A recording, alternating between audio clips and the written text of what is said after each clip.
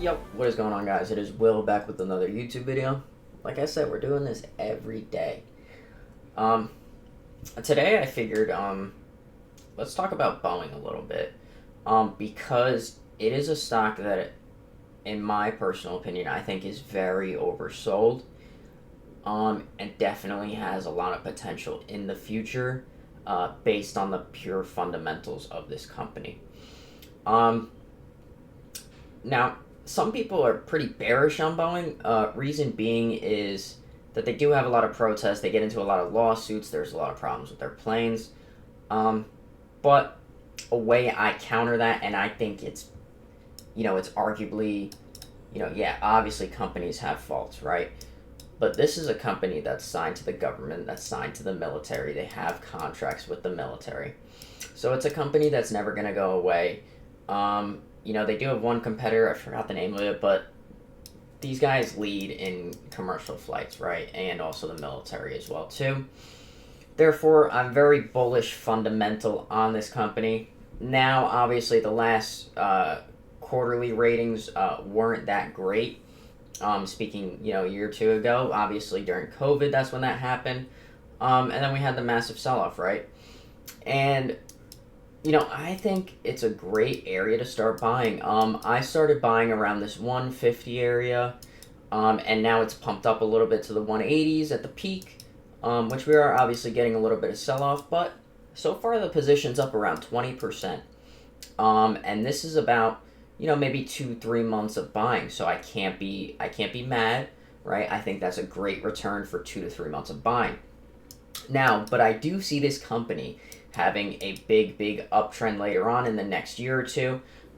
They are ramping up their 737, I believe it's called, aircrafts. And then also, actually, as of today, there's the chief information officer, Suzanne, I believe her name is. She put in her resignation letter immediately. She came from, I believe it was Qatar Airlines or Quarterly Airline. I can't remember what the airline she came from, but she came to Boeing in about 2020, and now she put in her effective leave in as of today. So that could stir a little bit of blood on Boeing, but the market's pretty quiet, right? Because holiday season's coming up. Volatility isn't really there in the market, so we just have to play long term with this. With that being said, I mean, a great technical analysis that I use that I prefer for long-term equity is the RSI indicator, it's the relative strength index. Now, what it means if a stock is over 70, that means it's overbought, right? So they're saying Boeing is overbought at the 180 area, so we should see some sort of pullback and correction, which is okay, right?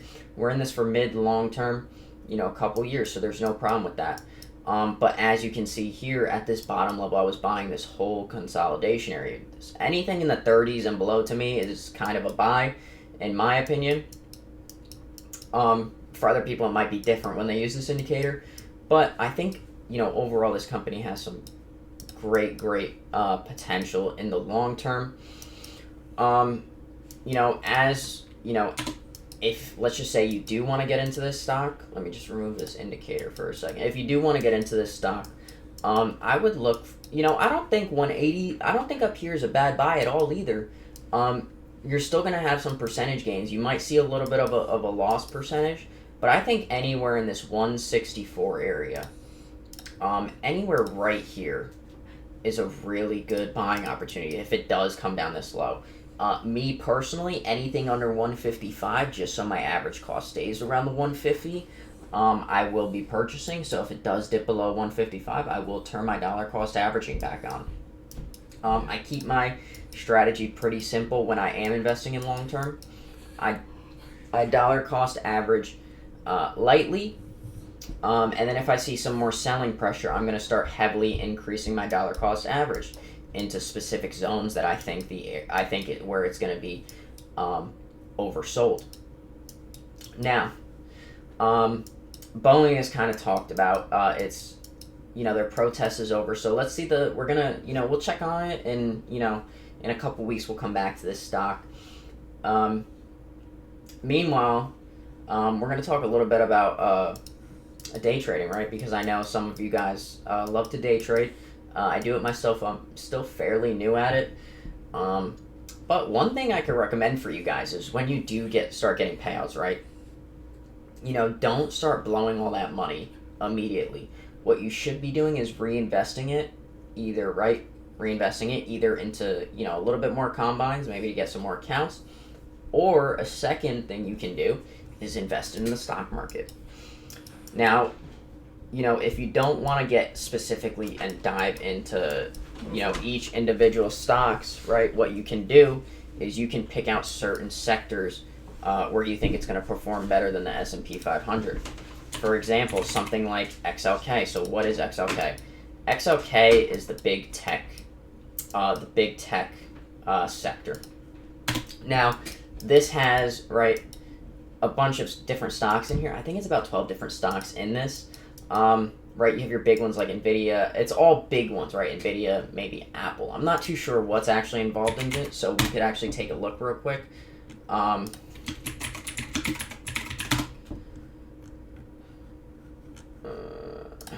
here. Okay, so look, so you're gonna have a bunch of okay, so it's 50 companies, 50 of 72, so 72 companies in here. But as you can see, it's very heavily weighted, right? So, for example, when you invest in the S&P 500, right, each company will have about 1%, 2%. There won't be anything that's really over dramatic in the S&P 500. But when you're investing in a specific sector, you're going to be heavily weighted into some stocks. Now, for example, right, you're 15% in Apple, 13% in Microsoft, and 13% in Nvidia. Well, how has XLK performed over the year? 24% over the year. It has returned 24% over the year. If we take a look at something like the S&P 500, let me just do this. S&P 500, 25% over the past year. So as you can see, but the S&P also has a really good year this year. So I mean, it's kind of hard to weigh it out that way, but sometimes sectors beat the S&P 500. For example, XLC, this is the communication sector. This is the one with Tesla in it. It's definitely outperformed the S&P 500. 35%. So it's beat it by 10%. So if you don't want to just, look at individual stocks, my best recommendation for you is to start looking into different funds. One fund that I would definitely stay away from is going to be your real estate fund. I would definitely stay away from that. I forgot the ticker for that. And then healthcare too. I'm not too big on the healthcare sector. Reason being,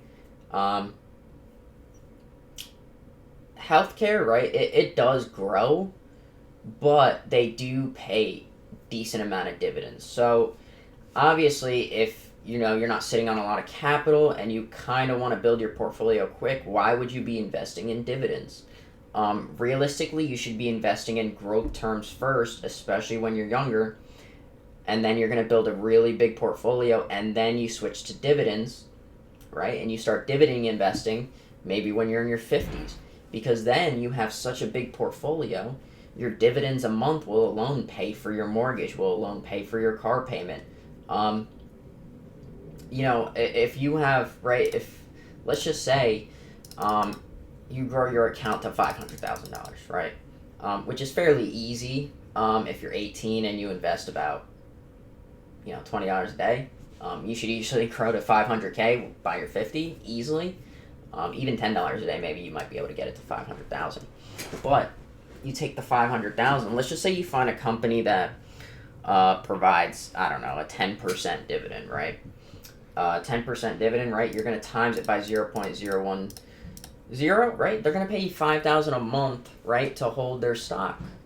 So these are some things that you should be thinking about for the long term. So I would definitely invest in growth stocks first if you were starting out. If you have a ton of capital already, maybe you can go 20% into growth and 80% into dividend. You can kind of play around and how you feel with it. For example, one company that I know pays really well dividend is going to be AGNC. Now, this is a real estate developing company or real estate group, but they pay. Most real estate groups pay very heavily into dividend. They want you to hold their stock. It's very normal. They're not growth driven. They're very dividend driven, but they pay around 15%. 15%. So if this is something you're looking to get into, I do recommend agency. Obviously, do your own research.